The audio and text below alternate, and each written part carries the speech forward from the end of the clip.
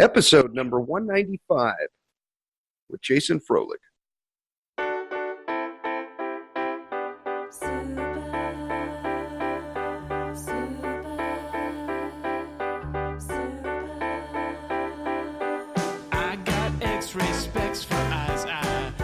Welcome to the Heads Up Poker Podcast.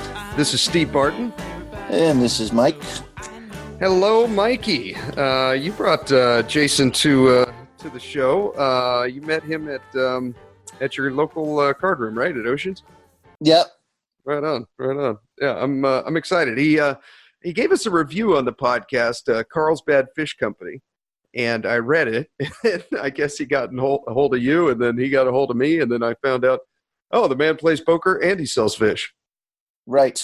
Yes. Yeah, he's thinking he wants to make the transition to playing poker full time. So you will tell him what a courageous, great thing that is, and I will tell him to stop immediately.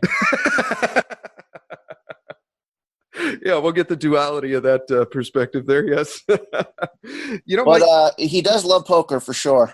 I mean, he grinds quite a bit, and so we'll talk to him.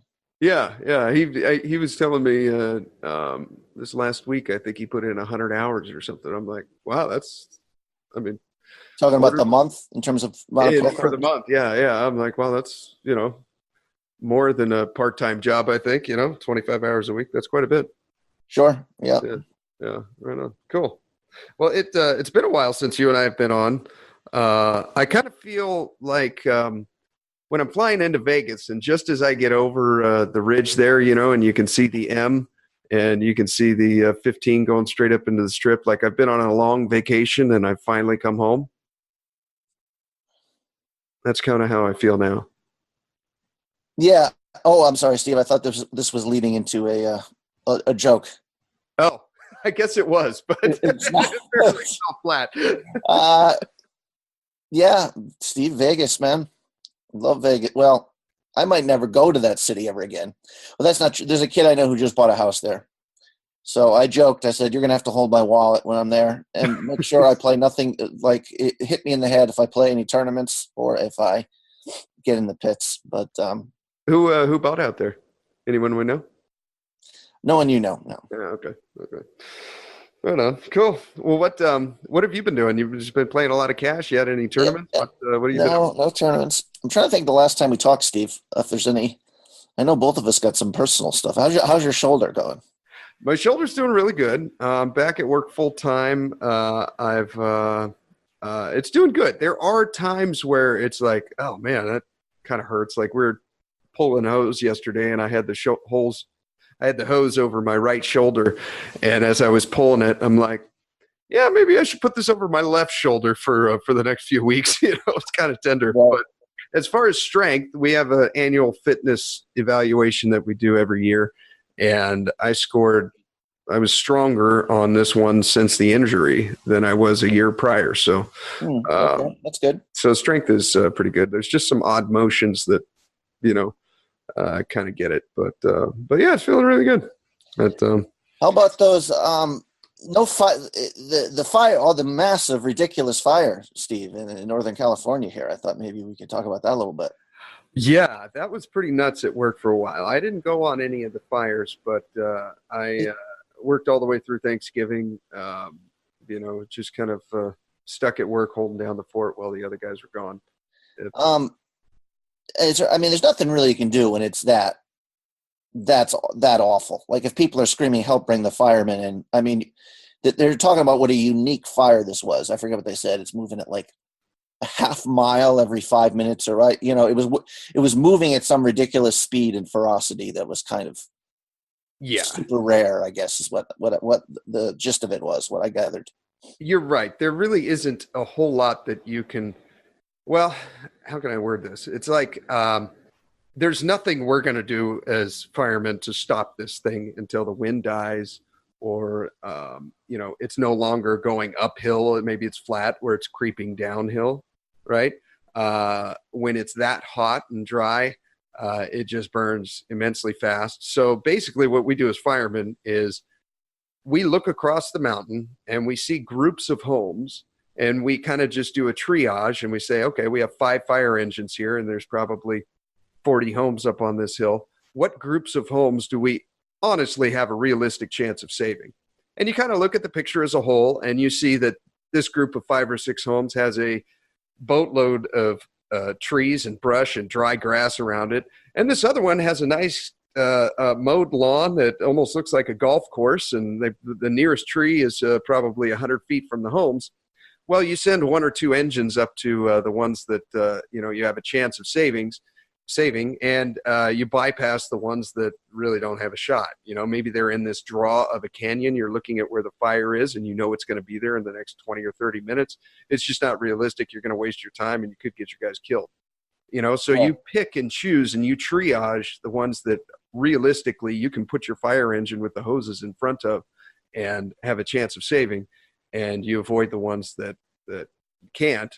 And then you wait for the fire to come through, you wet it down, and then ideally you want to stick around for a little bit and make sure that there wasn't some little ember that got up into the eaves or maybe up into the attic. And if it did, run in real quick, put it out. And then in perfect world, the way this should work is you go on and move on to the next front. So you get on the freeway, you go wherever you got to go to get in front of the next group of homes, do the same thing. And you have another engine come in behind you about 10 or 15 minutes later and make sure there's not some little fire punking around in the attic that is going to, lose those homes in that area if it catches, But yeah, you're right. When the winds are that, there's really not much we can do. Did you see in front of it and try to stop it? And then once the winds die down, now's the time to really get in there and start putting out the line of this thing before the winds pick up again. And you're just doing it all over. Did you see the video the one guy took of like his neighborhood right after the aftermath? I think they took it out from YouTube. It was so shocking, but like these cars burned out and you could see the bodies in the cars, which were just like, charcoal. No, I didn't see that one. Not a good way to die. No, that would suck. Yeah. Is there such a thing? This is what got me thinking, like a little, they said the bomb shelters, some sort of shelter. I mean, if is the fire so hot it can kind of melt anything? Like you wouldn't want to have like a little fire panic room, and then all of a sudden, like you're trapped in there because it's melted inside. You know what I mean, or whatever. Realistically, can you even just leave? Just get out of the house. Like a lot of our effort sometimes is convincing people that they should be leaving when we should be like fighting fire, and it just wastes resources. Probably. The thing about like jumping in a swimming pool and then you'll be fine. Well, you still have to breathe, and the air outside is 400 degrees. It's like trying to breathe inside of an oven. It's just not practical. The way we'll do it is if we have to. Now, keep in mind we do this for a living, so this is this is what we'll do is we'll take shelter inside the house and wait for the fire to pass and then come out and put it out. If it's really hairy, you've done something wrong if you're in that scenario, that's what we'll do. You're safer inside the house than out of it. Wait for the front to go and then come out. But you should never be there to begin with. Just, when you hear the evacuation, start packing stuff and just get out. It's not worth it. Right. But I think this is pay for the damn house. You'll get another one. It'll be extremely inconvenient for probably a year, but at least you're alive, Right. But I guess this fire, there's probably people who've experienced fires up there. This one was just different. So it's like normally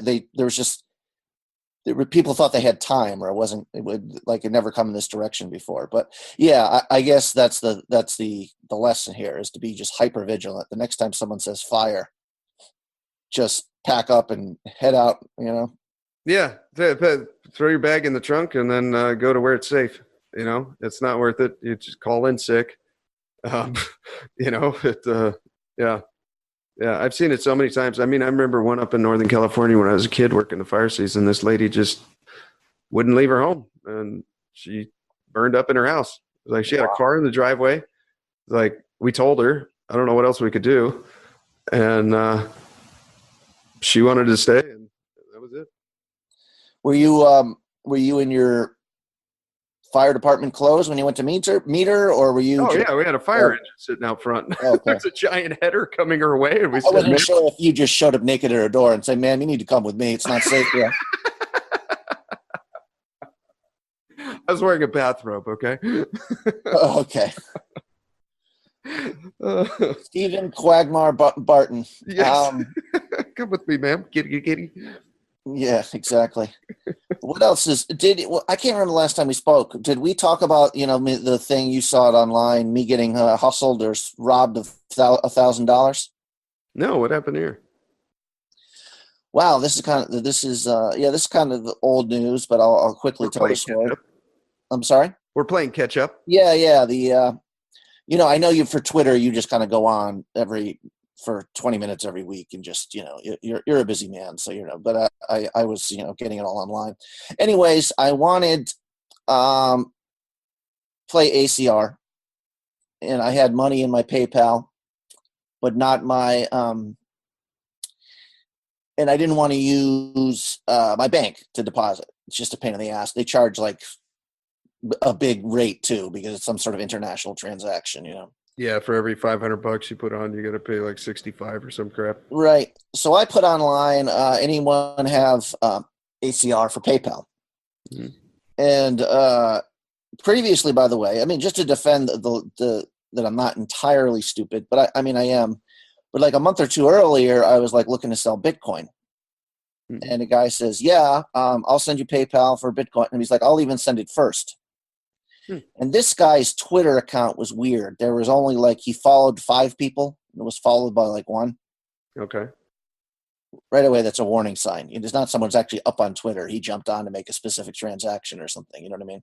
Yeah. So I'm already defending. I'm like, well, if he sends me money, that's fine. And so I look in PayPal, and I finally look closer, and he didn't actually send me money. He sent me an invoice.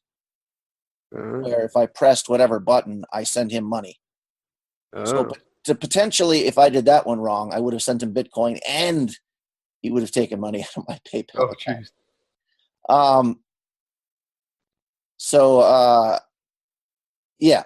That was so to defend. So then this one guy contacts me on Twitter, and I see he's got 1,000 followers and all this kind of stuff, and he follows 1,000. And I look, and he's posting about, the NBA and this. So I'm like, okay, this is like a real account. This is someone. Still, I should look it up or ask him to send the money. I mean, I've got a good reputation. It's not like I need to prove that I'm good on my word here. You know what I mean? Yeah. Especially since I just posted on Twitter. But anyways, he's like, here, I'll help you out. Here's my PayPal. So I fired him off $1,000. And then he's like, I'm on ACR right now. Okay. Where is it? He's like, it'll just take 1 sec. And all of a sudden, 5 minutes go by, 10 minutes go by. And kind of right away, I knew he was getting robbed. I'm like, dude, what's going on? And after 40 minutes, I posted to Twitter. I was like, who is this guy? I believe I was just scammed. And everyone says, oh, he's just a known scammer. He's always changing his ACR accounts. He's always changing Twitter accounts. He's robbed from many people. Oh, shit. And so he kind of hides his identity online, but we do know his name. Brian Wojtek, Voytek, if anyone wants to look at his fucking ugly mug. Voytek? Yeah, because so that's his real true name. That's not like his that's the name I sent to on PayPal. That he kind of got so he uses his real name there because he has that, he's got PayPal hooked up directly to his bank. He's got to, come up with some real account. And then if you look up Wojtek, you'll see a bunch of people talking about he's a scammer on Twitter and calling him out directly. And it's amazing how much information you get on people on the internet. Yeah. Some guy gave me this program, and he looked myself up, and it had my last 5 phone numbers, my last 6 addresses, and all this. I mean, basically where you're living. Anybody could, kind of freaky. But, with him, it's kind of funny. One buddy of mine was even more outraged than I was. I was like, this is a lesson. I'm just embarrassed. Because a few people directly said that on Twitter. There's like, dude, this guy tried to scam me. How do you not fucking see this coming? But I'm trustworthy, Steve. I kind of felt a little something in the back of my head. Like, maybe I should ask him who he is, this and that. And I'm like, no, don't be such a cynic. I'm always told about my cynicism here. I'm like, okay, somebody's helping me. Let's So, but I'm looking him anyways, up right now. Where's this guy from? California? yeah, that's the funny thing. He's nearby. I actually did ask a couple local players, and one of them was like, I think I recognize him. Supposedly plays at either Pechengo or Lake Elsinore, but he might have just, yeah, he's obviously a shit poker. On 2+2 Poker Forum, I saw he was looking for staking like years ago. I'm sure he's just a loser. Obviously, he's a scumbag, but he's probably a degenerate gambler who needs hustling people because this is the only way he can survive. And he's what a fucking ass. But yeah. Well, anyways, I have a buddy who like called him up, left a message. Oh, really? He's got his phone number? Yeah, easy got that. I didn't call, but this guy's like, you and your fucking fat girlfriend. I guess his girlfriend's been arrested for like similar kind of scams. Better get him his money. And then the funny thing, I was twitching that night, and some guy, he says, I'm the guy who scammed you, but buddy, left lots of laugh. And I think I eventually blocked him because this guy was such a troll. I was just like, oh, I wasn't sure it was him, but I kind of think it was. But yeah, I don't know. I debated your post here on 2+2. I did. Yeah. I did that too, and there's another guy on there who said he'd been scammed by him, and this guy says he's going after him with the police. So I called the police, first of all. There's nothing. They said, call the FBI. We don't really do with all the cyber shit. We are not qualified for that. Okay. So anytime you're scammed online or whatever, I guess that's who you go to, your local FBI. So I got on the FBI website, and I started filling out a form and a story, and putting like links to my Twitter and putting screenshots of my discussions with this guy. Of course, he blocked me on Twitter once I called him out. Of course. Yeah. So yeah, that's about it. I started filling out the FBI form, and I'm like, geez, this is one of those things. I'm like, I deserve to get punished.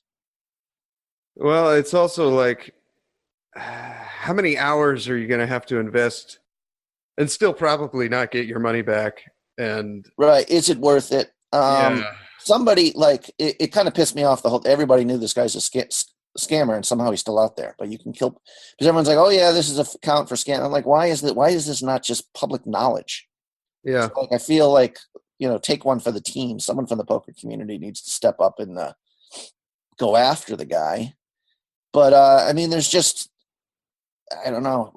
This kind of shit kind of happens more frequently. A lot of times you're, of course, dealing outside the law. Technically, we didn't have a contract. I mean, it has to be illegal. Send me 1,000, I'll send you 1,000. Yeah. Got to be some law.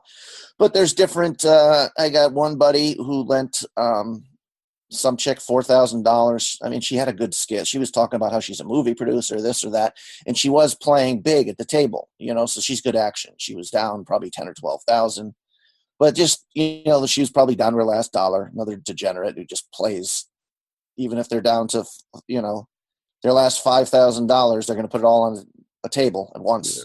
You know what I mean? So this guy had never been he's smart. Nobody's ever gotten the best of him. And, he gave her 4,000, and the next day he couldn't get her on her telephone. He was blocked. Wow. And she has been seen in LA playing poker. This happened down in here in San Diego. Wow. And I guess somebody else went up and said, you owe my buddy money. She's like, what are you talking about? I don't owe anybody money. And so sometimes you always run into people where you've lent them money, they've scammed you, and they're there the next day. Wow. It's not like they're hiding and running for the hills. So this guy, I guess the high rollers in my casino, the guys who play 10-25, I guess there's some guy who he was a big loser, so they wanted to keep him in the game, lending him money, and he'd pay him back. And, long term, at some point, these losers are always going to kind of leave you hanging the ball or whatever. But he hanging the ball, what is the expression there? I don't even know. So this other guy supposedly owes these guys like 30 or 40,000, and he was kind of incognito. They didn't see him for a while, but then one of them ran into him at Commerce. He just said, oh yeah, I'm very sorry, I'm gonna try to take care of that. Yeah, this is the kind of people you deal with, Steve. Yeah. Well, so you gave him Bitcoin to throw on there, or you gave him I gave him PayPal. I sent PayPal directly to Brian Wojtek, and he was supposed to send me ACR, and he did not. All right. Well, if anyone runs into this Yahoo, then you know not to trust him. Don't let him deal. Jesus. Yeah, I I mean, can't believe it. So with the it's got to be drugs. People don't do this behavior unless they, no. Well, Steve, I don't know if you've ever met it with someone with a hardcore gambling addiction. I mean, like I said, I was in GA, and I was the only one who had not been to jail or had major, like the one group that I was consistently going to, there was like 7 or 8 of us. All of them have like stolen and dealt with it. Yeah, you eventually turn to behavior, but it's just a different. You eventually turn to crime. You've declared you borrowed money from every family member who at some point will not speak to you again because they know you, because essentially you're a criminal. There's every credit card. You've done everything. You're not good looking enough to be a prostitute. Yeah, there's one guy who his parents had a nice business and he destroyed it. He was kind of taken over and lost every dollar, and eventually was stealing from their clients, and he went to prison for a while. And another guy, stole from his business partner. There's a lot of that stuff. One guy actually kicked open his mother's door, broke into the house, like stole her checkbook. I don't know if that's what he went to jail for, but everybody had some like at least major legal entanglements. But there's a lot of guys who went to jail. So it'll lead you down the same path. I think drugs is maybe a little worse. You'll get you need it like immediately within the next 9 seconds, and you will slit someone's throat. Yeah. So that's probably There's always on one of these forensic file kind of. There's been a couple of those ones. It was like so and so had acquired a large gambling debt, and at the same time it was a lot of life insurance with his wife. So there's a few gambling ones, but I wouldn't be surprised if it's drugs either.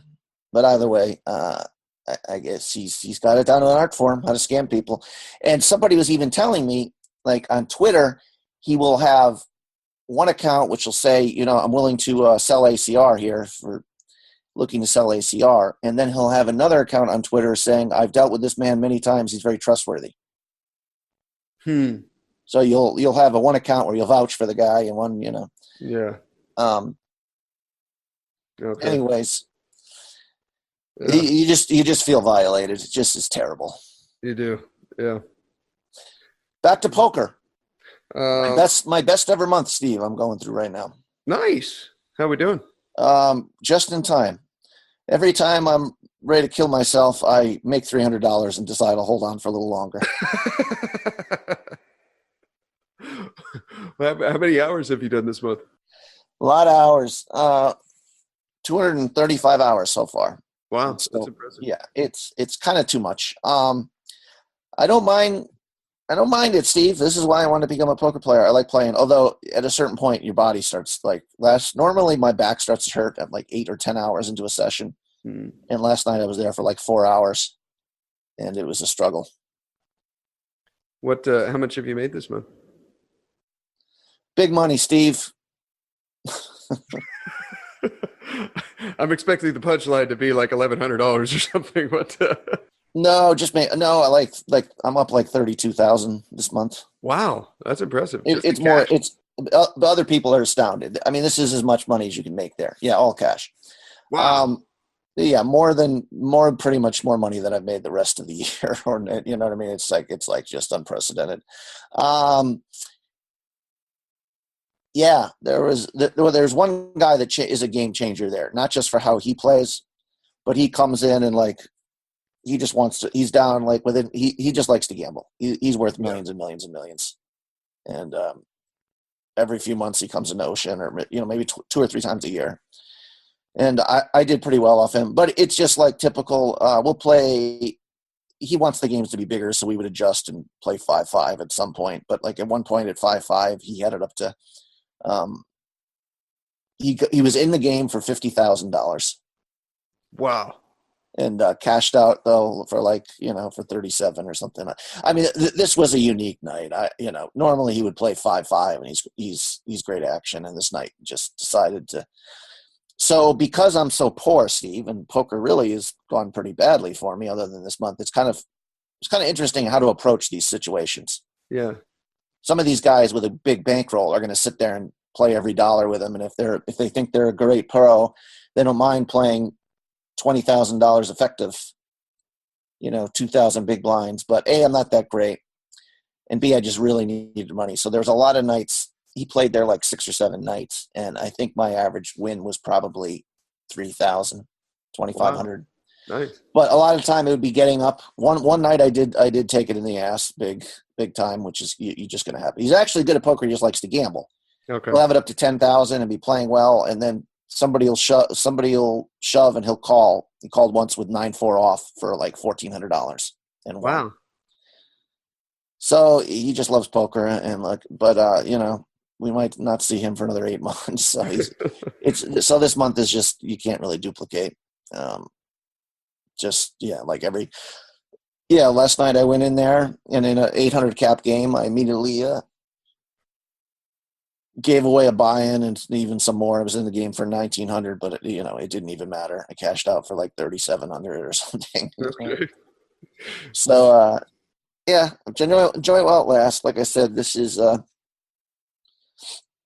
because of goddamn Bitcoin, Steve. I still have, I've had, I guess, a decent year of poker, but because of my life expenses and poker tournaments too, and Bitcoin and all that jazz, Did you sell all of your Bitcoin? You have no crypto right now? I have no.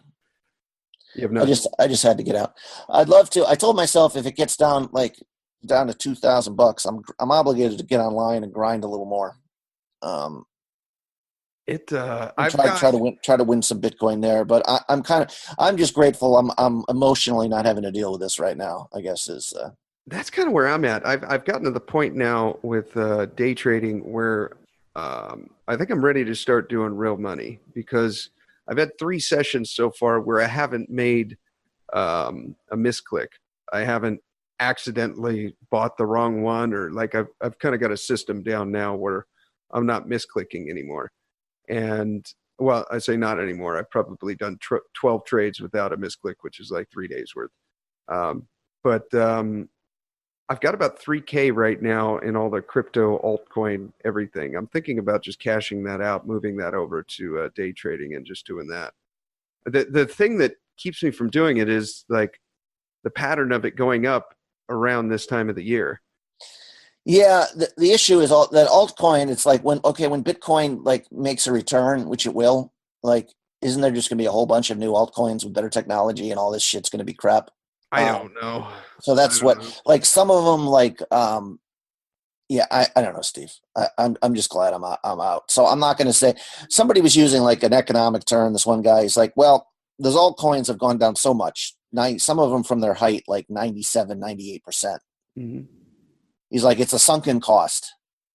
At that point, rather than saving 1%, it's like worth just to leave it in there and gamble and hope it goes up again. But I mean, if you've got the day trading thing down, I guess that is kind of silly. I'm still not sold on the day trading thing. I think there's a lot of computers doing that are smarter than you, Steve. But we'll see. You believe in this guy. I'm sure there's people who actually do make money on it. I don't know. Those might be people, though. It might be one of those things you can't do it unless you're doing it full time, properly. You've got to be in front of your computer 24/7.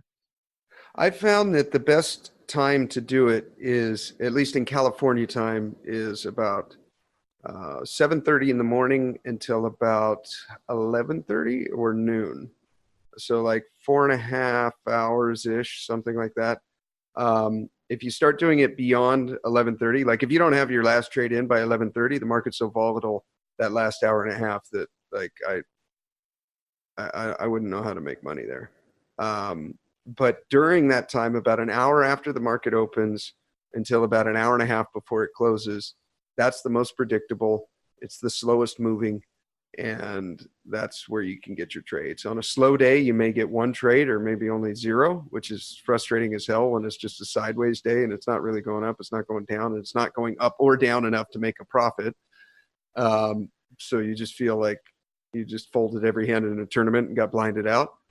But then other days when it's going way up or it's going way down, an up day or a down day, those are the days where it's exciting. But out of 5 days, you probably get 1 or 2 of those. And so in a day like that, you might get 4 trades.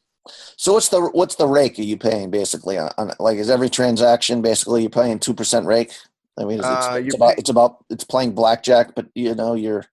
$2.68 per trade, regardless of the size of the trade. So that's what's cool about it. Is each trade is just a small cost, and as you get more and more of a bankroll, and you can start, 1% of your bankroll for the bet is a bigger amount of money. The rake is it's like sitting at a cash game table. The rake is only a certain amount, and Well, the rake's going to be hard to beat for you with a $3,000 bankroll at first. You're going to be paying, if you're doing 1%, if you're doing $30 for every trade, then 268. I think I'm going to start with a 5K bankroll. And I asked Randall about this, my instructor, and he said that for newbies, he likes to give them a 2%, do 2% per trade instead of the ideal 1%. He's only doing 0.5% because he's got a few hundred K. But he said just do 2%. He said your risk of ruin is going to be less than 10%. And he said if you do lose $5,000 and that happens 1 out of 10 times, is that really going to ruin your day? And I'm like, no, not really. He's like, okay, that's fine then. So 1%, your risk of ruin is around, I think he said 2, or it was like 1.5, 2, something like that. But for 2%, I can do that. So it'll be $100 a trade, and then basically grow the roll from there. And yeah, I would like to get into swing trading too, which is kind of neat. It's basically getting a trade now, kind of looking at the same graphs I'm doing now, but instead of doing it in a 45-minute period, now you're doing it in like a 1 week, 2 week, or 3 week period. So right now, the graphs that I'm looking at are in 1 minute intervals, 2 minute intervals, and 5 minute intervals. Instead, shift that over and go like 1 hour, 1 day, and 1 week, and make those same kind of bets, but it's going to be a longer term one. Gotcha. So this guy you paid $5,000 to will be accessible in the future here if you have questions? Yeah. That's part of the deal? Exactly. Yeah. Okay. Well, maybe that's worth it. For just a weekend of tutorials, it seems crazy, but if he's also offering some mentorship moving forward, maybe that was a decent investment. I think so. It's a fun game. I'm excited to be able to start to do it with real money, and I don't have the fear anymore that I'm going to click the wrong fucking button and accidentally place a bet that I think the market's going down when I really believe it's going up, and then you just hemorrhage money that way. It would be no different than playing poker and thinking you're clicking the fold button, but you actually accidentally raise with 9-4 offsuit or something. Like it's the same thing. But I'm pretty sure I got the buttons down now, so I'm excited to do this. And on top of that, Monday through Thursday seems to be the best day. Fridays are a little bit more volatile. So I anticipate this as being, I'm going to trade Monday through Thursday, the days that I'm not at the fire station, from 7:30 in the morning until about 11 o'clock or noon, something like that. And that'll be it. So some weeks I may be able to put in 20 hours, others maybe only 4, but I think it'll be a neat little side job that basically professional gambling. Yeah, we'll see. I'd be curious. Well, it depends. There's people who work harder at it and are more knowledgeable. I guess it's the same thing as poker. I was trying to think of the poker analogy. What percentage of people stepping in a card room are good enough to make a living doing it? I was going to say 3 or 4%. Yeah, that sounds about right. Maybe 10 or 15 are maybe winning players a little bit, but they're not good enough to make a living wage, or certainly what I need, kind of thing. 15 might be a little high. 10 sounds probably accurate. The people who are actually, just again with the rake, you could be a winning player and be breaking even, as we've gone through this. I don't know with poker what it is, but I don't know if this is a good analogy, but. The number of I would think you have to be really good. Obviously, if you want to match your income now, whatever it is, if you want to make $100,000 or more doing this, you're going to have to get your bankroll up. Yeah. What else? It's been fun. I'm debating whether to bring this up, Steve. I don't know other than Jason. Jason is so excited for this, by the way. I'm sure you probably got that talking to him. Well, anyways, we got Jason here. He is chomping at the bit. We'll take a quick break, and we'll be in with our guest, Jason Froelich. Want to take a second and thank our sponsors, Elliot Roe. Get his 7-minute Tilt-Buster. Click on the link in the show notes. It'll take you straight there. Put it right on your phone. Listen to it before you play. Just try it. Unless you're the type of person that just instinctively has godlike focus at the poker table and you can think of nothing else, then maybe this isn't for you. But if you're like the rest of the population and you want to be able to sit down at the table and think only about the cards in front of you, the players, everything else is in black and white, this is what you have to do it. Listen to one of his MP3s. When you get one of his ones for either tournaments or cash, whatever your game is, use the code HUPOKER. You'll score yourself a little discount. And, don't pay full price. Get the discount. They work. I also want to thank those of you that have bookmarked us on Amazon. And thank you. It's working. Just click on the link at headsuppoker.poker. Create a little bookmark in your computer, and then whenever you buy something from Amazon, just click on that first, and a small percentage of your Christmas purchases, have you done your shopping yet, will get kicked back to the podcast. So thank you guys for using those, and if you haven't signed up yet on that, if you could, we'd appreciate it. It's just a way to give back to the show, and at the end of the year, as you guys know, this all goes to a charity, so it's going to a good cause. And I also want to give a shout out to Jacques. Jacques is new to the show, so everyone give him a round of applause. Yes, thank you for listening, Jacques. I met him out in New Orleans randomly, and the next thing I knew, we talked about poker for probably half an hour, 45 minutes. So welcome to the show, Jacques. Thank you for listening. Okay, without further ado, Jason Froelich. All right. Hey, thanks for having me on the show. I'm a really big fan. Yeah, thank you. Thank you for coming on. That was pretty cool. It was neat that you wrote a review. I read about it, and next thing you know, you're on the show. So if you guys want to leave a review on iTunes or Stitcher or whatever you want, who knows? Maybe you'll end up a guest. So thanks for the kind words, Jason. Can we get like at least another 30 seconds of ass kissing, Steve, just to feel good? Okay, let me see if I can round it out to a full minute. You're a big fan of the podcast. How have we enriched your life, sir? No, I'm just kidding. Yeah, no. Well, I just enjoy listening. I actually only started listening maybe a month ago, but I've already listened to the first 25 and the last 25 episodes, and I really enjoy it. Nice. There's some damn good content in between, sir. I told Steve, well, we both know, like, you're excited for this, and I have asked you, I don't know, irrationally or not, that not to talk about it at the casino. How many people, do you have any idea how many people at that casino listen to this? Are you the only one? I mean, I don't even know. Well, it is Steve's podcast, not mine, really. So people might not, they might listen to it, know that I've been on there, No, I don't know anybody who does in particular, but I mean, I've noticed that you wear the hat occasionally. So people must get interested and maybe look it up online and see if it has anything to do with you. Well, I haven't thought about that before. Yeah. Right on. Thank you for the advertisement, Mikey. Somebody once asked me about it, and I'm like, "Oh, my buddy has a poker podcast." Like, you don't even mention you're on the show. No, I said it's, and they're like, "Oh, what?" And I just the one time I had a conversation, I'm like, "Well, it's not really. It's really just guys bullshitting and talking about their life. It's not like there's any poker strategy or anything." Well, I actually found it. I was actually looking up your Hendon Mob, and I Googled. And I noticed your name was attached to one of the podcasts, and that's how I started listening.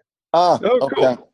Well, cool. If it gets out there, Jason, I just gave also me and Steve, just a confession of ambushing a woman in the bar there and telling her I loved her, and my God, I hope nobody from the casino listens to this. So, I will give you some intimate details that I've left out here. It's even more embarrassing than I told Steve. But yeah. Oh, go on. So I'm just no, it's not necessary. So, Jason. It's not like you've played. Well, just tell us when you. Steve's actually interested in the fish stuff. So, tell us about what you do for a living. Yeah, sure. I'll start out with that. I've been selling seafood at farmers markets for 20 years since I was 12 years old, and it's just a passion of mine. I'm really interested in fish, and I love cooking it. I love selling it, and the company that I work for goes to farmers markets all the way up and down the coast, all the way up to Thousand Oaks in Los Angeles, in your neck of the woods. Okay. And, all the way down to San Diego, which is where I sell the product. And so, what do you do? You work for the big company? Do you get them in from local fishermen, or how you sell everything from shrimp to fish, or Yeah, exclusive shrimp to fish, and we've got a guy who goes to the port of San Pedro in Los Angeles every morning, and as the boats are offloading their product, he selects the whole fish that he thinks look the best and takes them back to our shop. We've got 2 fillet guys at the shop that carve up the fish and package it, and we've got about 8 salesmen, myself included, that drive it to various farmers markets and sell retail. That's cool. That's cool. Yeah, What's your favorite kind of fish? That's a difficult question, but I would have to say salmon is my favorite. It's a fan favorite. Everybody seems to like salmon. Okay. Um, Okay. And it's Jason's all ocean also fish. It's not something about trout or anything. Yeah, well, salmon is kind of similar to trout. They have a similar flavor. Actually, there's steelhead trout, which is like a trout that travels out into the ocean like salmon. Yeah. So, Do you eat tilapia? no, I don't usually eat tilapia, and that's mainly because the majority of tilapia is farmed and coming from places like China and Indonesia and the Philippines where they farm it without that high of standards. Okay. Yeah. I've heard that it's like a fish that we invented is the wrong word, but I guess kind of made. Is that right? Or I is mean, it there's genetically modified versions of tilapia, that's for sure. I mean, there's wild tilapia also, but it's just very hard to come by and probably very expensive too. okay? Okay. And I've heard these farms that they keep them in. This is why I'm asking it, and you're kind of confirming it. These farms that they keep them in, they're basically living in their own poo and just horrible water, and then they. Yeah, no, that's true. Not to disgust anybody, but yeah, and that's typically, third world countries where they don't monitor the health of the fish, and they stack the fish as many as they can in a pond that's stagnant water, and then they end up eating their own crap basically. Yeah. Okay. All right. Yeah, I quit eating tilapia years ago after I heard that, but I'm glad to know that that it's true. Yeah, that's true. Okay. Unfortunately. Okay. Cool. Jason's also where'd you just take a vacation to? Steve's been everywhere. I'm curious if Steve's not really a big fan of Europe. He likes more tropical settings, but Jason. Yeah, I'm typically a tropical guy too. I've been to Hawaii a couple of times and Jamaica, but this time my wife and I went to Italy, which isn't particularly tropical, but there are a lot of coastal areas, of course. And for me, it was like being in heaven because Italy is known for seafood. So, we cruised around the entire country, traversed the whole countryside, and went to a lot of different coastal areas and had wine. And the funny thing about Italy is they charge you for water over there at the restaurants. So, after walking around for 8 or 9 miles every day, you get pretty thirsty. And when you go to the restaurant, it's like $3 for a glass of water. Wow. So that was eye-opening for me. And then it's also $3 for a glass of wine. So it's like we had a lot of incentive to just drink wine. I hear it's only $4 for a hand job though, so you can sell, save money elsewhere, right? Yeah, that's true. That's one true. and a third glasses of water gets you an HJ, and you're good to go. So I haven't talked that much poker with Jason, but this is what's the problem with poker, Steve. Here's a guy who's got a good job, who makes money, who could. I don't. We can get into that, your profitability or your losses, but I think some guy who probably started off was like someone who's a smart guy, but someone who'd lose, who's action and who overall was a loser, but maybe or a slight loser. And then you wanted to get better at poker, and now you want to be a poker pro, and there's somebody fucking else at this casino that I can make no money off, who's actually going to be taking my money. Well, I think. Was this kind of, I'm at, this isn't really an actual, no, but this is kind of, it is sort of funny though, that there's always somebody there getting better at the casino. And now you really, you've had like pro type results recently, right? I mean, you're making money there. I have. This month especially has been my greatest month to date, and the most hours that I've played in a month. Also, I'm shooting for that 100-hour rake back promotion that our local card room's giving us, and I'm 1 hour away. So nice. That today. I've already done 200 hours there, so I already got 1,000 from the rake back, which is good, obviously. Jeez. Yeah, you must stay pretty late. I usually go home and hang out with the wife around 10 o'clock at the latest. You're there pretty late, I think. Yeah, this month my average day is 7 a.m. to 3 a.m. to. I mean, there's been days where it's been 7 a.m. to 7 p.m. to 11 a.m. the next day. Wow. The games have been good, but a lot. Yeah, too much poker, really. No, but am I right about you? Like, it wasn't that long ago that you were a losing player, and then you really committed to it, and now you're even taking another step. Is that Yeah. when did you start playing? Sure. Well, actually, it's kind of an interesting story. I, of course, started playing during the Chris Moneymaker boom, but a childhood friend of mine and I were really into Magic the Gathering, which is kind of a gateway game to poker, as it turns out. A lot of people that play poker used to play Magic the Gathering card game. Yes. And yeah, eventually our love for skilled card games evolved into poker. And funny story, we were at a card room underage, and my friend hit the big end of a bad beat jackpot. And he wasn't sure what he was going to do. His brother was a poker player of age, and so he gave the floor man his brother's name, and said that he didn't have his ID card with him, had to go home and grab it and come back. And he ended up getting the money from the bad beat jackpot, and that kind of really sparked our interest in poker. I bet.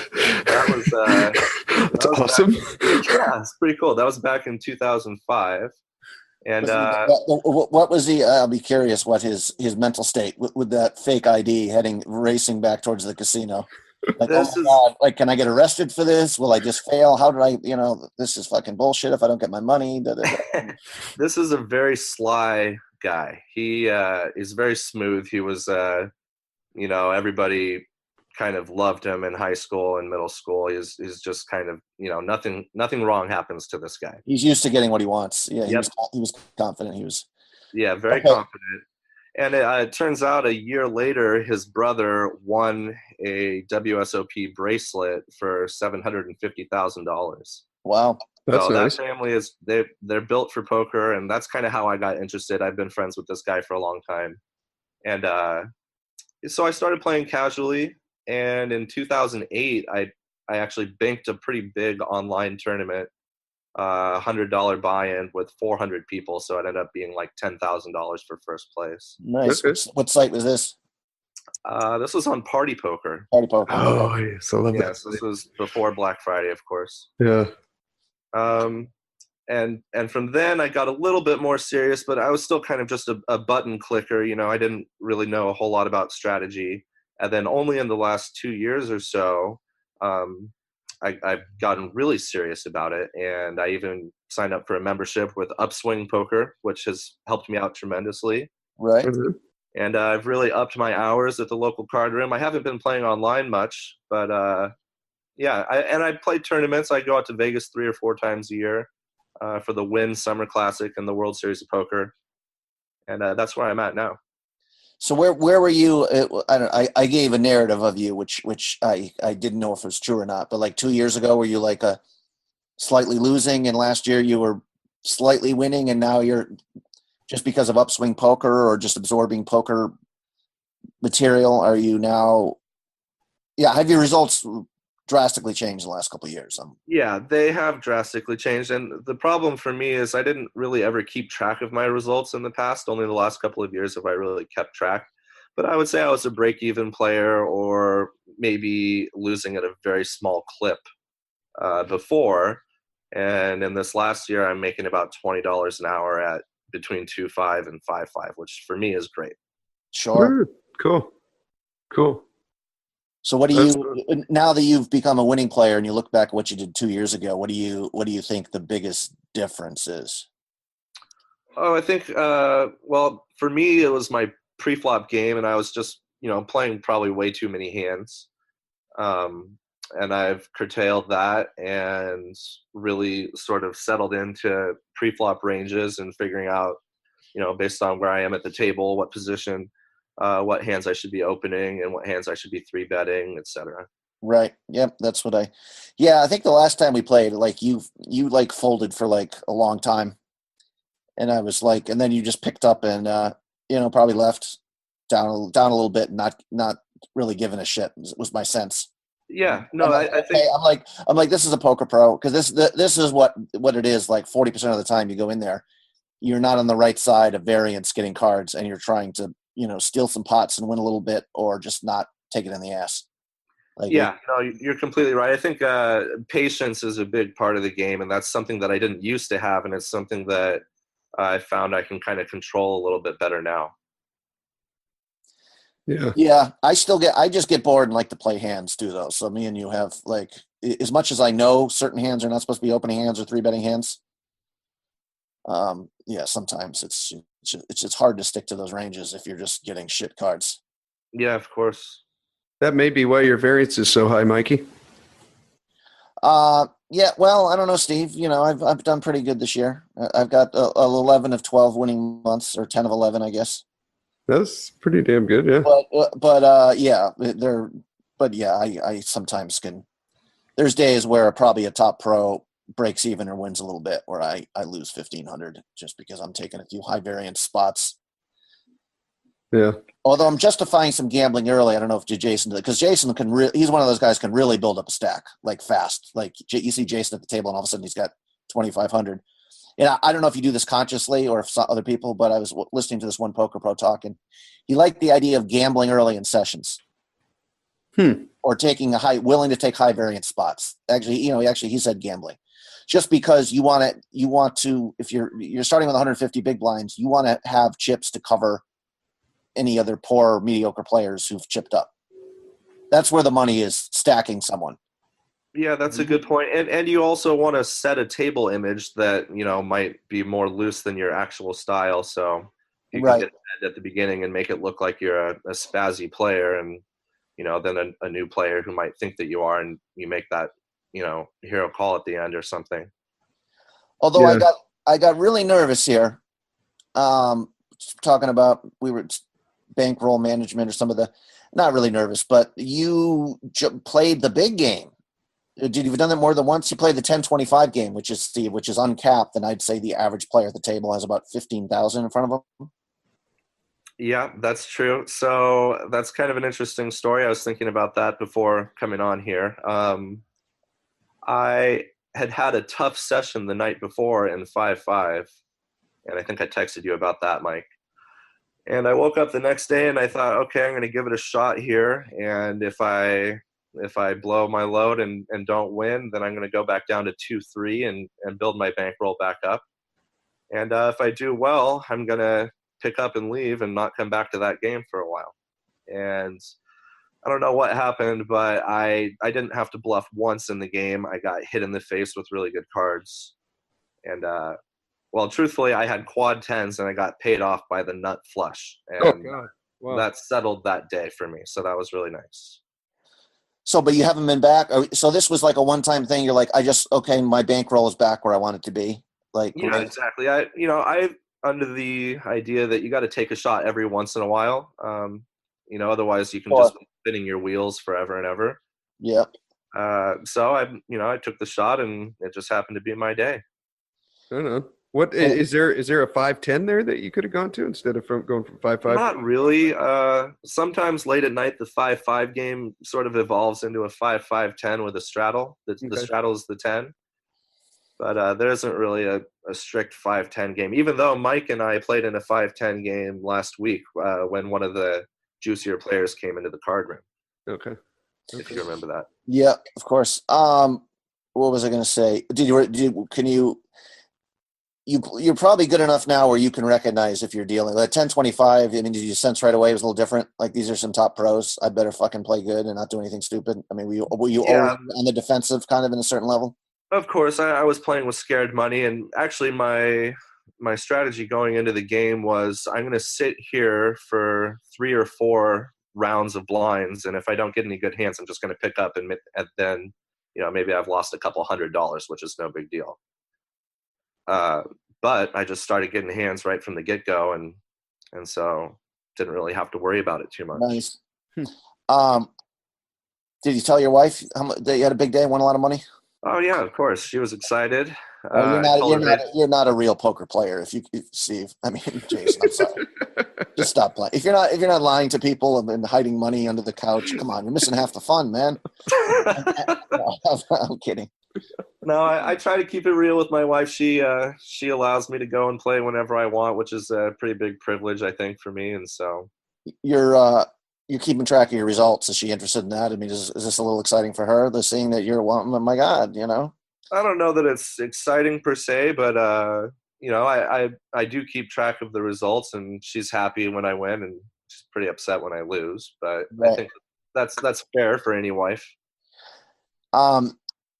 Anytime. Sorry, Steve, you didn't cut me off anytime, but I was just, Steve a few years ago. Steve's got a great job, kind of like you got, Jason, which he enjoys too, which is an important factor. But Steve is always kind of restless. And a few years ago, he was talking about moving to South America so he could play party poker or whatever and be a poker pro. And I jumped in and did the right thing and told him not to. I said, Steve, completely dashed that dream right off. I said, Steve, well, the first problem is, Steve, you suck. And I forget what other arguments I used on his behalf. But I'm just, I don't know if you said you kind of want to be a full-time pro. Have you brought that up, first of all, to the wife? Is she? Well, actually, I don't want to be a full-time pro. I don't have any intention of leaving my job. But okay. I thought that was something that was kind of on your mind a little bit. I only work 25 hours a week at my job, and so I'm supplementing that with poker, working about 25 hours a week at poker. And my goal is to eventually become what I would consider semi-professional, where I derive half of my income from poker and half from seafood sales. It sounds like you're on the path to do that now. If you're able to put in, is 100 hours a month, is that sustainable, or is this kind of an anomaly? No, it's sustainable. That's probably as much as I'll ever be able to put in a month if I keep my job, which I'm planning on. But it's definitely not overworking myself, if that's what you're wondering. Yeah, I mean, well, you're basically putting in the same amount of hours in each job right now. Yeah, but it equates to 50 hours a week, and which is a lot less than I work still. Yeah, no, if you're doing 200 hours in a month, that's crazy. But yeah, I mean, neither of my jobs feel like a job, which makes it a lot easier to work more hours than a 40-hour week. So yeah. I see it being very sustainable for me. I know. Yeah. And Jason's love of poker. Lots and lots of study. Yeah, I do that too. I probably not as much as I should, but I am spending a couple hours a week going through videos and looking on the 2+2 forums and stuff like that. I know. Cool. Yeah, I've wanted to ask you, like, I haven't played with Mike at the table cash games. I think we've been sat at a couple tournaments together, but what's he like day in and day out playing at his local card room? Good question, Steve. He's just your typical bad reg, you know. No. Mike is, he's got an even keel about himself, and he's a funny guy at the table. He's, very social, of course.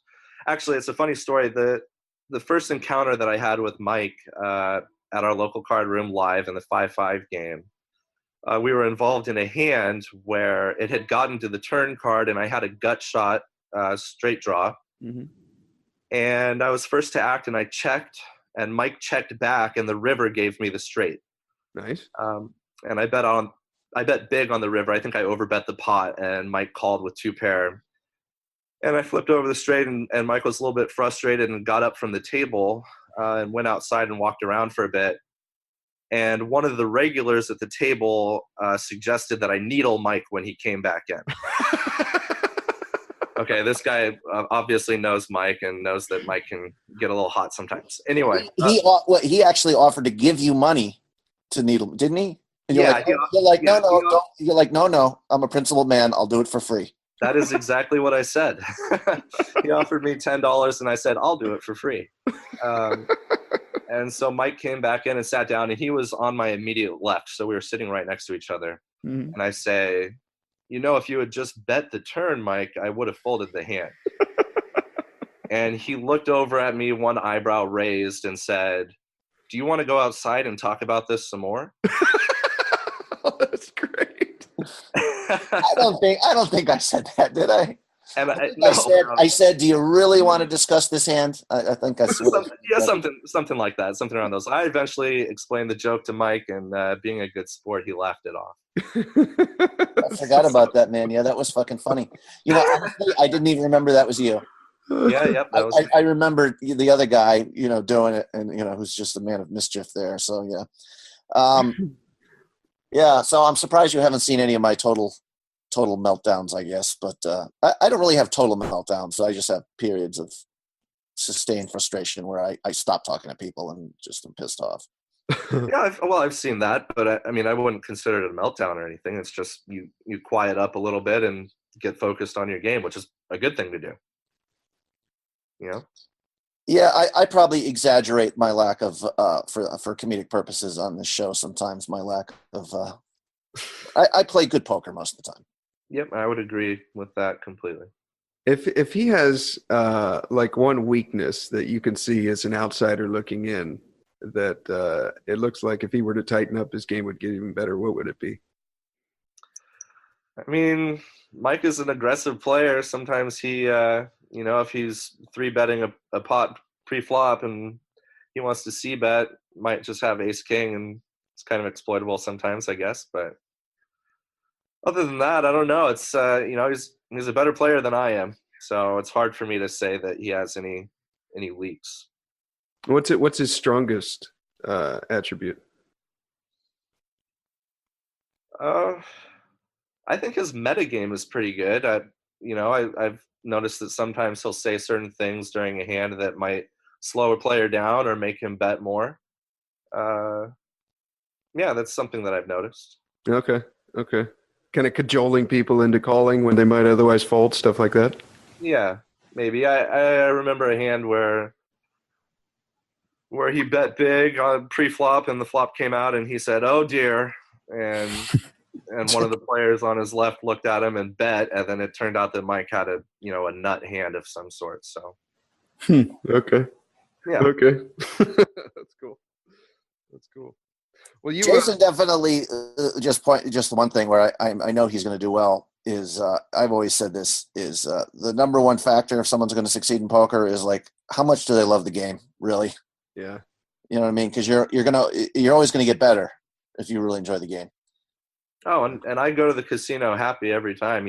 Maybe not coming home happy every time, but yeah, I've never really felt of going to play poker as a job or a grind or anything like that. So yeah, I would agree. I do have a passion for the game. That's cool. Right on. Well, you have a couple of hands, right, Jason? Yeah. Yeah, I do have a couple. Actually, I have one really important one that I wanted to get your guys' opinion on. This hand is actually from a couple of months ago at Oceans, and it was in one of those 5-5-10 games where the $10 straddle was mandatory almost. Okay. Don't think Mike was in the game, but maybe. And okay, here we go. So I have $1,400 in front of me, and the villain in the hand has $1,300, so $1,300 effective stack. Okay.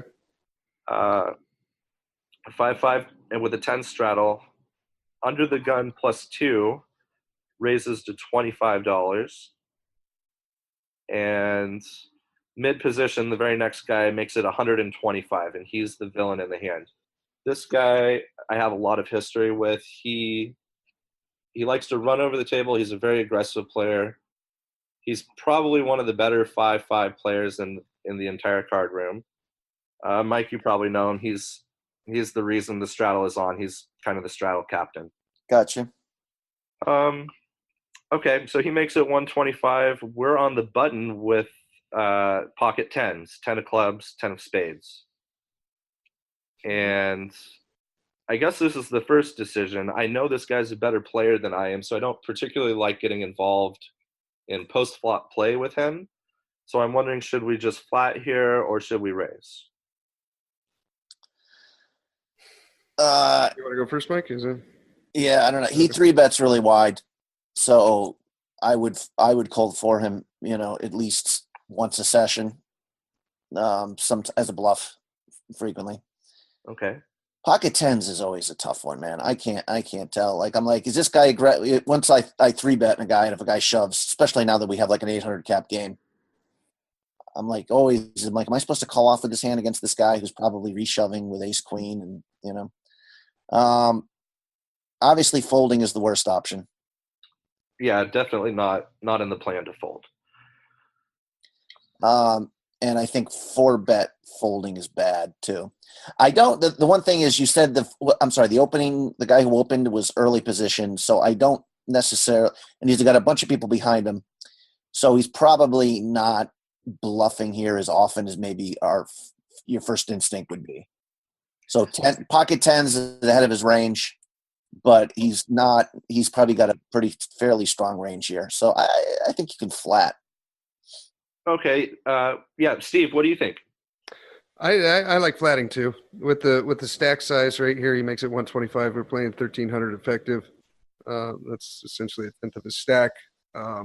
If we 4-bet here, I guess you have to fold if he shoves, but I don't know, the way you guys are describing him, I think it's almost like a call off if he's going to be doing that with ace queen. So I'd rather just flat, have position.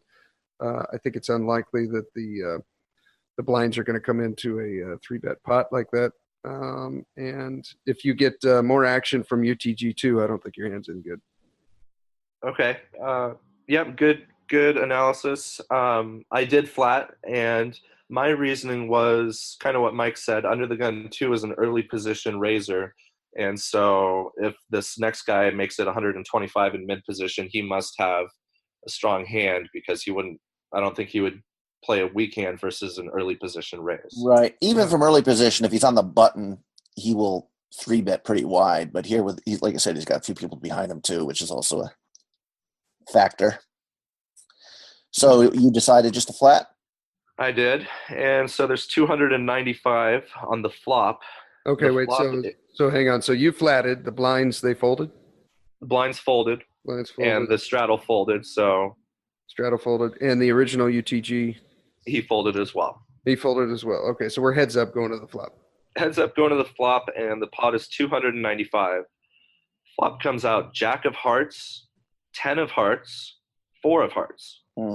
Interesting. Okay, and we have. Well, I guess it doesn't matter what tens we have. Okay. Yeah. At this point, the suits don't matter for our hand.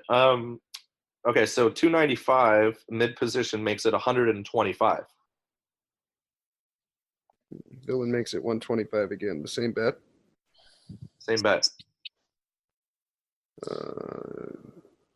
I mean, So that's less than half pot. Yeah.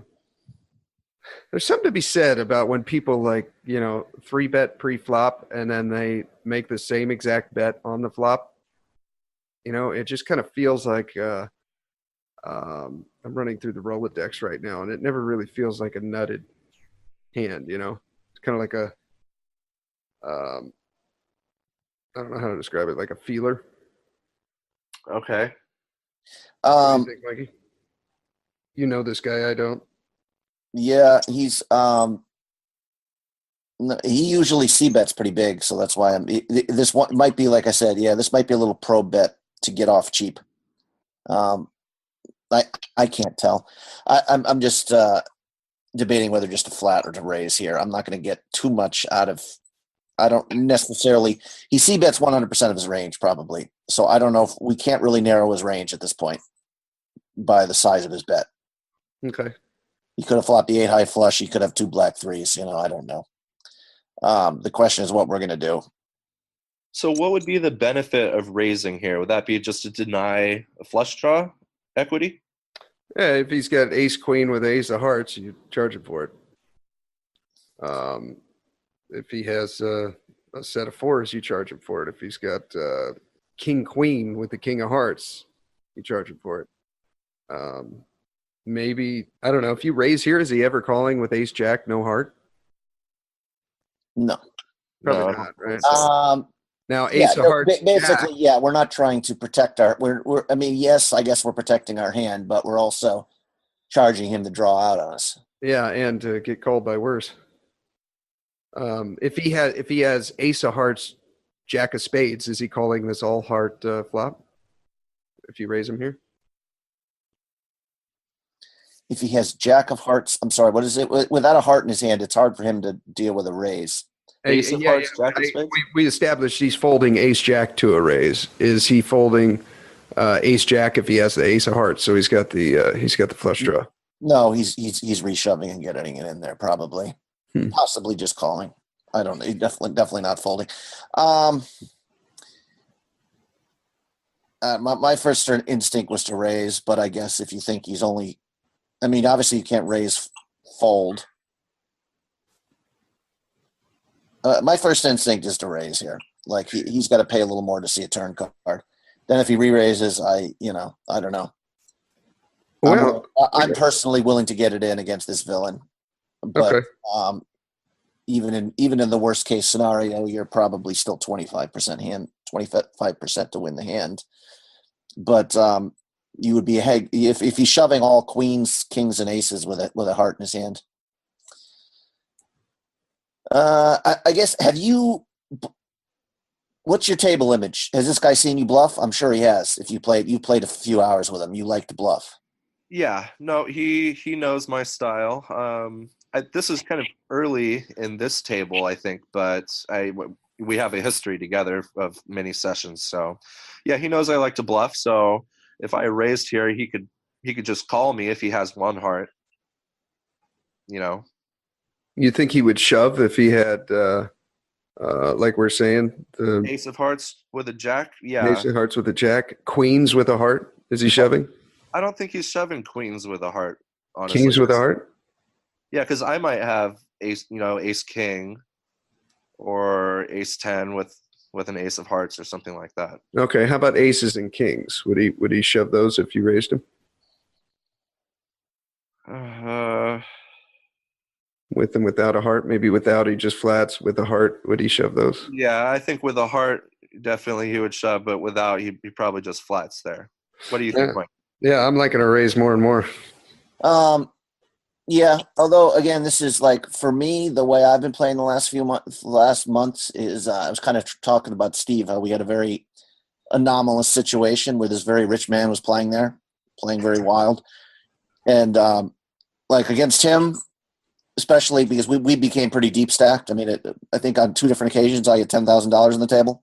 Right. And I'm protecting myself against the 6-side flush in spots like these. I'm just ready to call down. First of all, because he's very barely, so he could just keep calling around with crap. But there's much to be said here for just calling here, and avoid getting it all in unless you got the nuts. Okay. Well, let's get to the skinny. I called here. Okay. And the turn brought. What was your thought process for calling there? I didn't want to blow him off the hand if he had, ace jack or something without a heart. That makes sense. Okay. But at the same time, maybe he somehow luckily had 2 hearts in the hand, and I didn't want to get in an all-in situation. I wasn't going to be able to fold if I raised and he went all in. Sure. So, okay, so I called. Now there's 545 in the pot, and the turn brings another heart, the 2 of hearts. Not so our now there's favorite 4 card. hearts on the board: 10, jack, 4, 2. Okay. And the villain checks. All right. I don't see any reason to bet here. Do you, Mikey?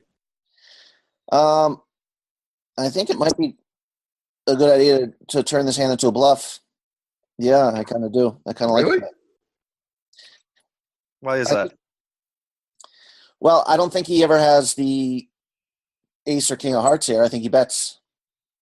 Okay. For value, and if he bets the king of hearts and you raise or shove, he can get away from it easy. What about him knowing that I like to bluff a lot? Would he have the ace of hearts and give me the opportunity to bet here? Yeah, I guess it depends on how he views you in the history. I mean, like I said, most casual amateur players, if depending on how you see, they're calling too much. They're not bluffing too much is the problem. It depends on what. Yeah, I see what you're saying. but then if you get raised here, it's an easy fold. Right. And if you, like I said, he's not, I'm sorry, I think my cleaning lady's here. I'm going to have to let her in and close the door in a minute. Okay. My first instinct was turn it into a bluff here, because a lot of times, first of all, it's a give up on his part. A lot of times, so you can just bet and take it down, which is, I guess, fine. And he won't see your hand on the river. But just in case he's got like pocket nines with the 9 of hearts, you bet here it's pretty hard for him to.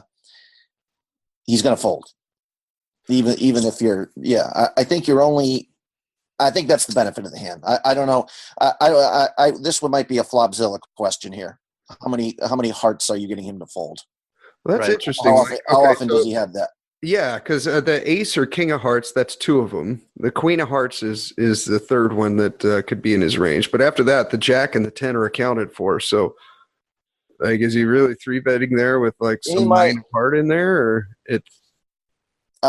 nines would make sense? I'm just thinking if I were the villain here and I had pocket nines with a heart, now I would be turning my hand into a bluff, trying to blow you off. Queen, jack, 10x. I don't know if this expression should be going across people's minds really at 5-5. This is where I level myself a lot, where I'm going to turn my hand into a bluff now. I'm going to get the villain to fold the queen of hearts.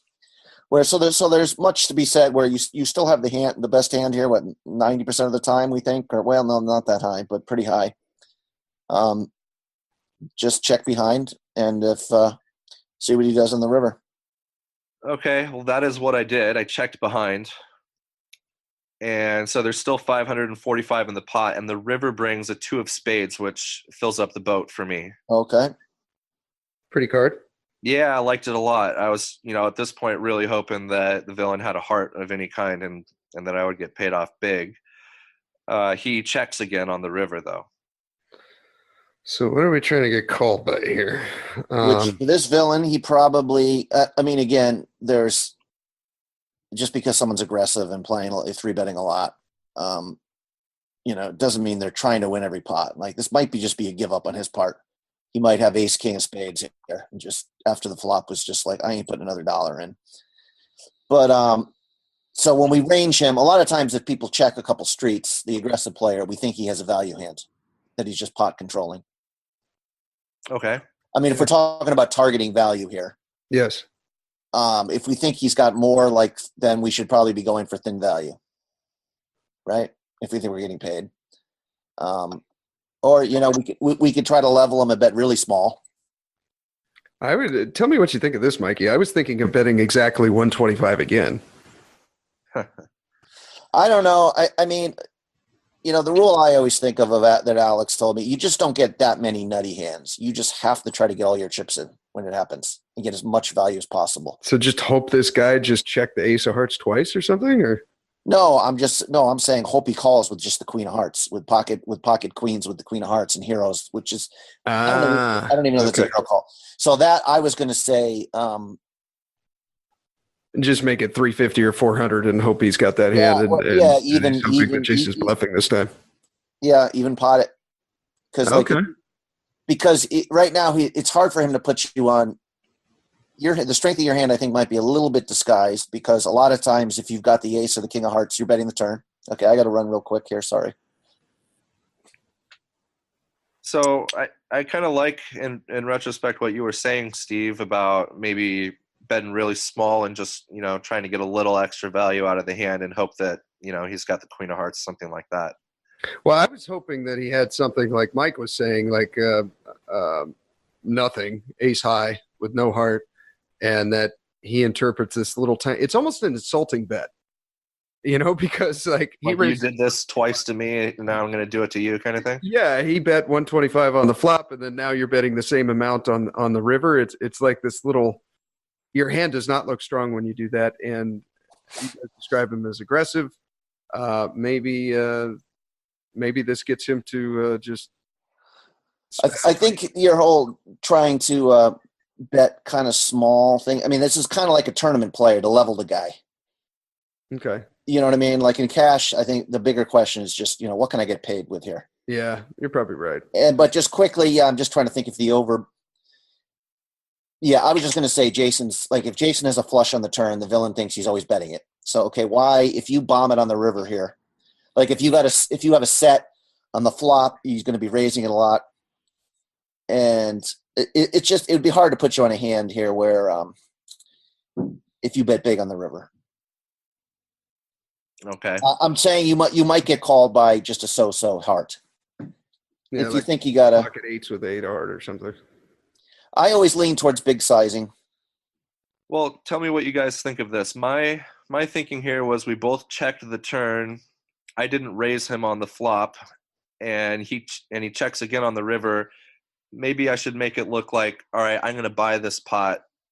I'm going to jam here, and just make it look like if you're not willing to put money in, I'm just going to buy the pot with a mediocre hand. Yeah, I like that. I've definitely done that. Yeah, I don't mind. I was thinking overbet the pot. Right? There's he's got 1K behind, something like that. Right. And there's only 545 in there. Yeah, I don't mind. I mean, I don't think you could call very often, but when you do, it'll probably make up for the times that you don't. Yeah, with the one guy, Jason, who used to be there, who used to play all the time there, but was kicked out for not paying a guy off. You know who I'm talking about, right? Yeah. Yeah, basically, he would he would shove in spots like this quite frequently. I mean, he was known for like that, where he would be like, he once shoved like 2,000 to like $150 pot in the river because he hit Broadway. And maybe the guy paid him off because he thought he was just being the other guy was being cute and slow playing 2 pair. Oh. So he was just taking a shot rather than trying to get called for $50 by this guy's second pair. Maybe okay. Maybe I'll get lucky and I run into like the top of his range and he just refuses to. So it's sort of worth the risk there. Yeah, I think so. Winning $2,000 10% of the time or 5% of the time, or 5% of the time is much more valuable than winning $50 80% of the time. Yeah, I agree. Okay, so that's what I did. And the villain thought about it for quite a while. Actually, somebody called time on him, and he eventually folded the hand. Okay. So I jammed river, hoping that that I ran into the top of his range, and he had some sort of heart and was willing to pay me off. But even if he did, he folded.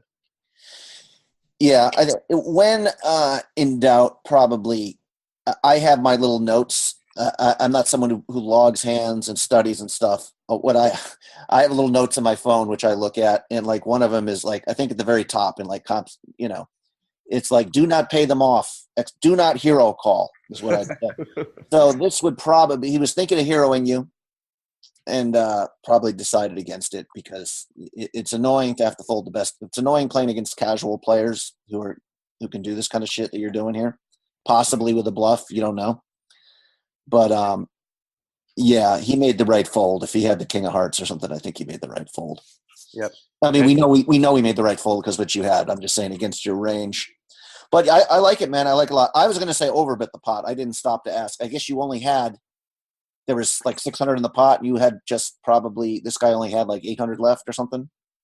Or more than that. Yeah. No, he had 1,000 left. Oh, okay. Yeah, so it would have been a big call. So yeah, maybe sexy move. I like it. I'm sure you've done. Well, I saw you do it the one hand, and I remember like thinking like I knew what you were up to. There was one hand where there was 3 aces on board. Okay. And you tried to you were hoping the guy had like 10s or jacks. You did not have the jackpot because your kicker was shitty. You had an ace. You had quads. Oh, I remember the hand. Yeah. And it was like, there's like 100 in the pot and you bet like 600 on the river or something. And I remember if I actually had 10s or jacks in a spot like that, I'd be really pissed if I called and you didn't have it. You know what I mean? But of course. Obviously you're playing it right. I mean, you know what I mean? The guy, for the possibility of $8,000, the guy's getting such a good price on his money. Got to. Yeah.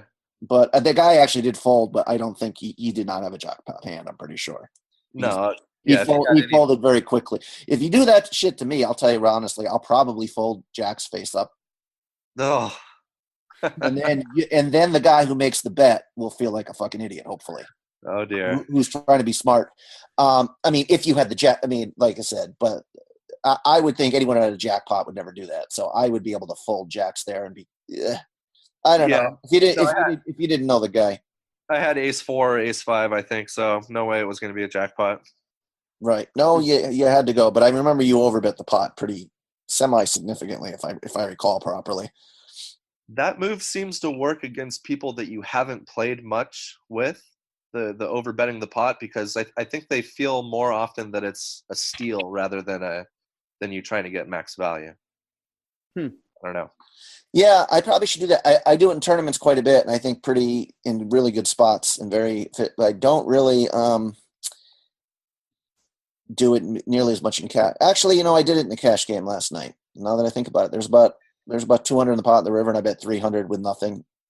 And the other guy is super sticky. But I have a long history with him. Like basically, he was going to put me on a hand, so it was a good spot for it. But I love it. I like the play. I like your thinking.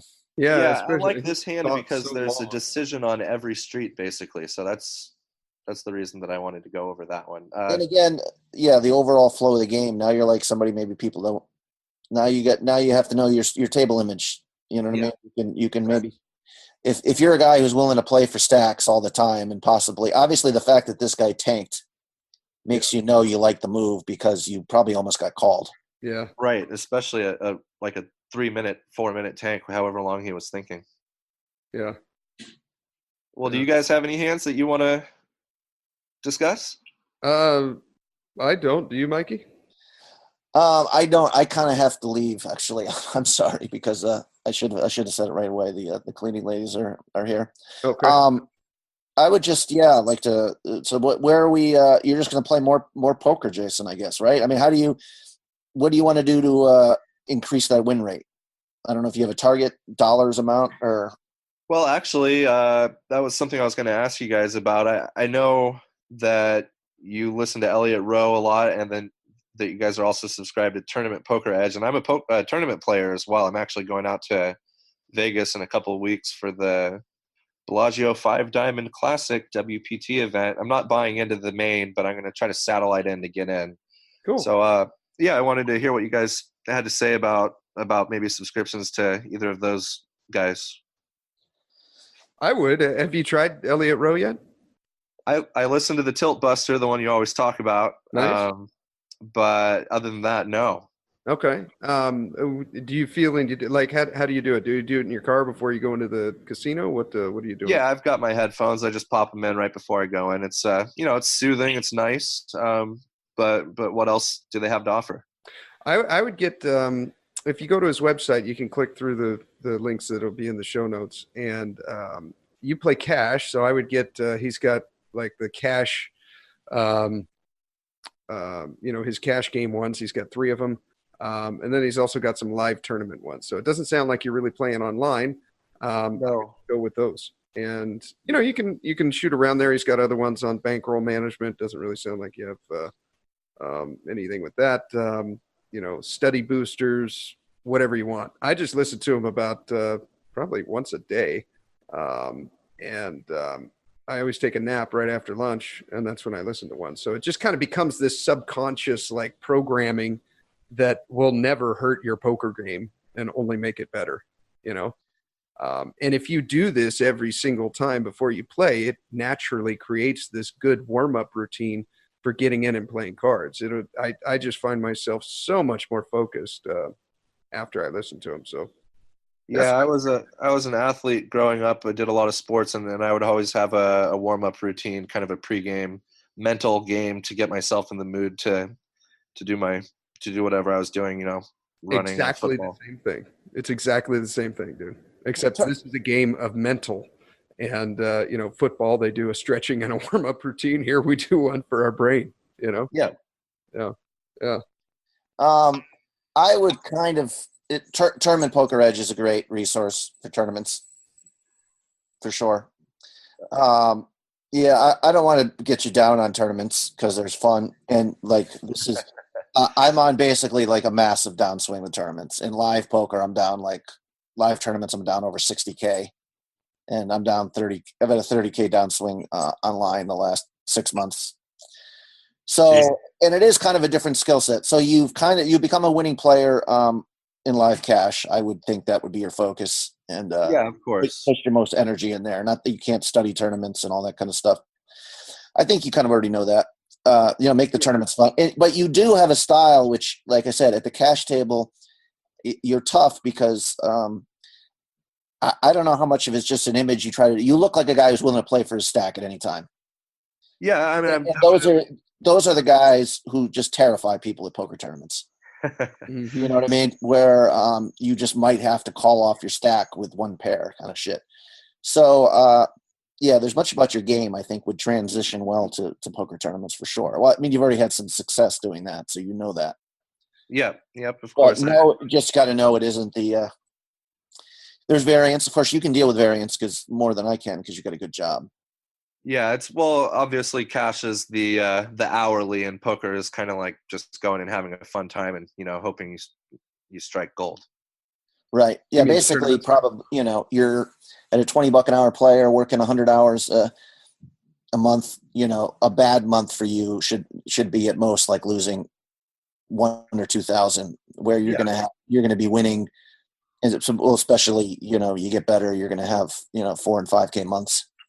But with tournaments, regardless of how much you study and all that, it's it can get ugly pretty fast. You just got the bankroll, bro. It's no different than stocks or anything else. Like every tournament, don't make it more than 1 or 2% of your bankroll, and then the outcome doesn't matter. Fuck your 1%, Steve. The man just told him about taking it, just ripping his nuts out and playing 10-25 for pyramid. You know what I'm saying? Like that's the most important part. He just sat down at 10-25, Steve, and played against the best players in the west of Vegas, and was a winner. So Yeah, I attribute that mostly to getting hit in the face with good cards, but especially with tournaments. I mean, like if you that way the outcome doesn't matter. It really doesn't matter if they get lucky and they hit their flush or their gut shot or their straight or whatever it is, because all right, whatever, next. Yeah, that's the old risk of ruin calculation. You never want to mess with more than 2% of your roll. Yes, exactly. What are you doing right now, Jason? Can I get another free lunch off you? I'm heading over there after this. Yeah, are you serious? Yeah. Yeah, let's do it. I'll walk over there right now. Wow, that's pretty funny. We live like a block away from each other. Oh, that's great. We went to lunch once, so it's pretty funny. Hey, before we sign off, Steve, I had a question for you. I'm not sure exactly which fire department you work in, but do you know a Kurt Basmer? Kurt Basmer. He was a fire captain or a fire chief, maybe up in the Ventura area, less than 10 years ago. Damn it! I was hoping you'd say he's a gay porn star with a thing for firemen. Could be that too. No, I do not. Okay, yeah, just curious. He actually got me interested. I took a couple of firefighting classes last year. I was really thinking about it, and my wife told me don't do it. So I had to listen, and I didn't continue the education. It may not be the best for a fit. Do you guys have kids? I don't have kids yet. You want some though? Yes. The schedule's pretty rough. I mean, on a family, it may be for the best thing. It's a pretty dangerous job. I don't know, but it's really, really exciting. It's a lot of fun. So it's always something that's kind of intrigued me, but I never knew if I would be any good at it. I took 3 or 4 classes and I got an A in all of them, but they're pretty easy classes. So most of them are. Yeah, the fire classes are notorious for the teacher reviewing the test before the end of the class and stomping or snapping his fingers when there might be a test question or something like that. But it's the main obstacle in it is there's going to be 5,000 people putting in an application and there'll be 4 jobs, and that's it. You basically just have to keep getting certs and keep volunteering and building up hundreds if not thousands of hours of volunteer experience that the other guys don't have, and you'll slowly work your way up to the top few percent, and then your skills come in the interview. That's the game. Well, that shows that you must have some dedication to what you do. That's a good thing. There's not a single professional fireman that doesn't think exactly the same way. We just never gave up. That's it. You just keep going and going and going, just like you're doing with poker. Nice. But yeah, I mean, I would recommend the career. You do give up a lot. We on average die about a decade sooner than the general population. Divorce rates are very high. We're gone a lot. Cancer is extremely popular, but it's very prominent in the fire service just because you're breathing a lot of smoke. That shit gets on your skin, absorbs in. You're out in the sun a lot. Steve, you forget that Jason's listened to the podcast. You spend half the year in fucking Tahiti and Vegas. That's where you're taken. You give a lot, but Okay. I mean, I work a shit ton, and then I also I'll be going on vacation again soon for a month and a half to somewhere. I'll be in Vegas for a week and a half here in a couple of weeks. It allows you that as well. So you can stack your time. It would be like working for the fish company, saying, okay, I'm working 25 hours a week this week and 25 the next and 25 after that. You go, you know what? F it. I'm just going to work 200 hours this month. And then just exactly. It's the same thing. You have to work 120 days a year, and you could stack all those up in the beginning and then be off the rest of the time, or you could spread it out, or you could actually work the schedule, or, it's very, very flexible at time. Well, that was both the thing that got me interested and disinterested. I'm a lazy motherfucking poker player, so I don't think there was anyone else going to be able to. The funny thing is, Steve, I really hope you don't get injured at the fire department, just because I've made all the jokes about what a bunch of lazy bastards, and then one day, like, Steve's going to be like, major skin grafts, just horrible injury, and I'd be like, wow, this job's dangerous. I fell through a roof and then ran out into the street and got hit by a car. Yeah. Well, Jace, let's just hope he uses Heads Up Poker Podcast as his only poker resource, because then we know he won't become too good at poker.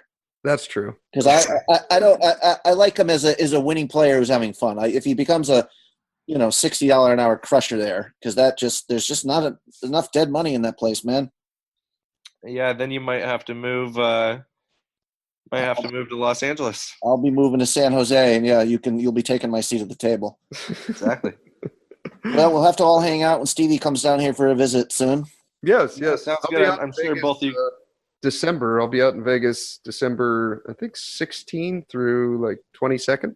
So. Oh, that's funny. I'm leaving on the 14th, coming back home. I'm just gonna miss you then. All right. Yeah. Well, next time, if any of you listening want to meet me out in Vegas, I'll be out there then. I'll probably meet up with Mac. I was supposed to the last time I was out there, and it just didn't work out. But thank you for coming on, Jason. This was fun. Yeah, thanks a lot, guys, for having me, and thanks, Mike, for getting the ball rolling on this. I really enjoyed it. Right on. I'll see you in a few minutes. Okay. Thank you for tuning in. Here is your weekly motivational speech. Why is it so important to get up early? Some of y'all don't want it. That's why you ain't got it. I don't sleep when I'm tired. I sleep when I'm done. The average millionaire wakes up at 4 a.m. So it started off 4 o'clock in the morning where I'd start with my cardio, then I'd have breakfast, and then I would go to the gym, and then I'd go to work. Some of y'all have no idea what 4 a.m. looks like. Why would you not wake up at 4:30? Because you're too busy sleeping in. I'm pretty sure I wake up earlier than all of you. We don't sleep when we're tired. We sleep when we are Too busy hitting the snooze button multiple times. Excuses sound best to the person that's making them up. And if we can really be honest, some of y'all don't even go to bed until about 4 a.m. If you can get up before the rest of the world is awake, right? Before the enemy's awake, you can get so much done. You're so much more productive. Stop feeling sorry for yourself. Wake your ass up. And then they ask me, well, why are you up so early? Take responsibility to make your life happen. Awaken the beast inside. Wake up at 4 a.m. So I begin to tell myself there must be a reason. when you have something to do, when you have someone to love, when you have something to look forward to when you get up in the morning. See, people who have something to look forward to don't need an alarm clock because they have a reason for being.